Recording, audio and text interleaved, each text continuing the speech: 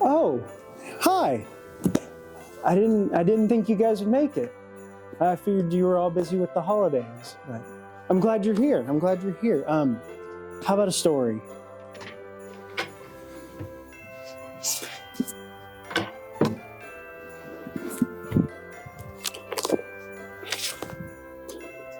Here. This is one of my favorites.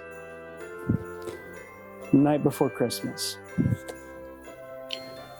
'Twas the night before Christmas, when all through the farmhouse not a creature was stirring, not even a barn mouse. The stockings were hung by the chimney so well, in hopes that no one would notice the smell. The farmers were nestled all snug in their boots, with visions of crops coming up by their roots. And Monica in her hoodie and I in my vest had just settled our brains for a lunch break and rest. When out in the road there arose such a clatter, I sprang from my chair to see what was the matter. Away to the door I flew like a cheetah, taunting my coworkers, "I'm gonna beat ya!" The moon on the breast of the new fallen snow, even though it was noon and we still had 4 hours to go. When what to my wondering eyes should appear but a tractor green sleigh and 8 tiny reindeer. With a little old driver so lively and trim, I knew in a moment it must be St. Jim. More rapid than eagles as coursers they came, and he whistled and shouted and called them by name. Now Chris, now Matthew, now John and Adam, on Kyle and Steve, on Wes and the other Adam. To the top of the bean barn, to the top of the seed house, now dash away like a roush. So up to the warehouse top the coursers they flew, with the sleigh full of tools, and St. Jim, yes him too.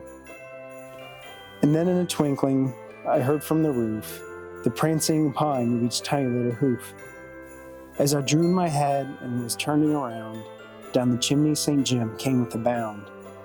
He was dressed all in Carhartt from his head to his foot, and his clothes were all tarnished with treatment and soot.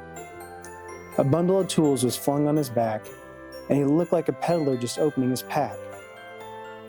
His eyes how they twinkled, his dimples how hairy, his cheeks were like roses, and his nose also was hairy. The strings of his hoodie drawn up like a bow, and the beard of his chin was as white as the snow.